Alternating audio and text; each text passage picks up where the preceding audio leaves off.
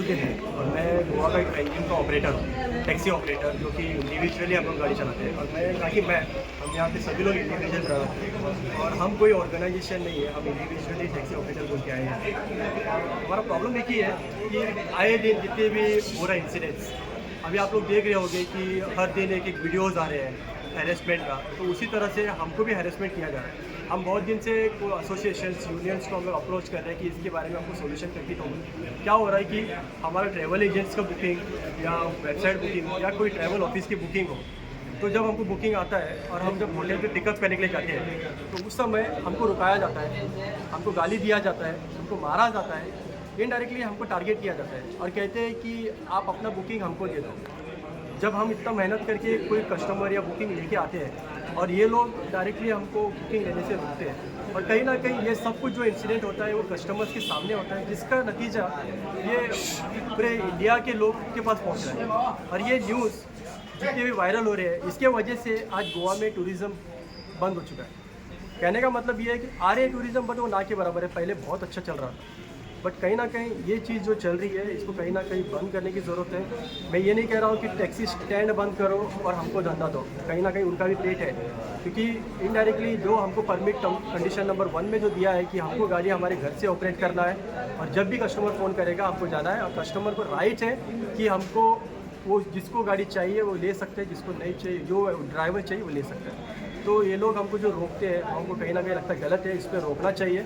और हम सब टैक्सी जितने भी स्टैंड वाले हैं सबको हम लोग अपील कर रहे हैं, सबको हम लोग रिक्वेस्ट कर रहे हैं कि ये जो चीज़ें हो रही है उसको बंद करो। हम नहीं चाहते आपके स्टैंड कैंसिल हो, हम कोई भी यहाँ पे नहीं चाहते, लेकिन आप अगर हमको भाई बोलते हैं, टैक्सी ब्रदर्स बोलते हैं, तो आपका काम है कि हमको लेके चलना। हम आपके छोटे भाई हैं, मानते हैं, लेकिन आपका काम भी है कि हमको लेके चलें।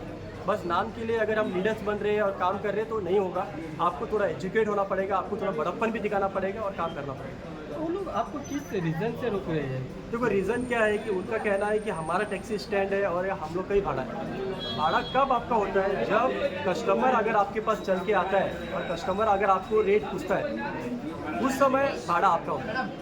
अभी प्रॉब्लम ये हो रहा है कि कुछ कस्टमर होटल में बैठते हैं, बुकिंग करते हैं, कुछ हमारे ट्रैवल एजेंट बुकिंग करते हैं। उस समय ये होता है कि कस्टमर वो हमारे हैं, वो इनके नहीं होते, क्योंकि कस्टमर ने हमको बुलाया है फ़ोन करके, ट्रैवल एजेंट ने हमको बुकिंग दी है फ़ोन करके, तभी जाके हम बुकिंग लेते हैं। क्योंकि अदरवाइज़ हम हमारे गैरेज या हमारे घर पे होते हैं, जब हमको फ़ोन आता है तभी हम लोग जाते हैं, अदरवाइज़ हम जाएंगे क्यों?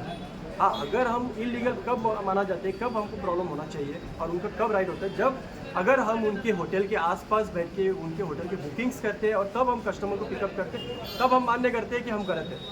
बट एक काम है ऐसा है कि हम हमारे घर से बुकिंग लेके जा रहे हैं और कस्टमर को रिसीव कर रहे हैं, तो हम गलत है और वो सही है। तो जैसे कि आपने कहा आपका बुकिंग जो होता है वो ऑनलाइन होता है या फिर ऐप से होता है, मतलब जो वेबसाइट है वहाँ से होता है, तो जो ऐप बेस्ड सर्विस है उससे अलग आपका सर्विस है?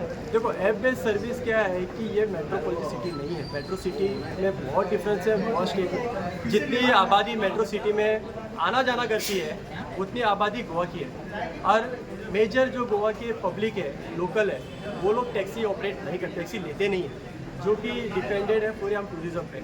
और टूरिज़्म जितने हम लोग आते हैं तो वो एडवांस बुकिंग पे आते हैं, और ऐप बेस का होता है वो इंस्टेंट बुकिंग पे होता है।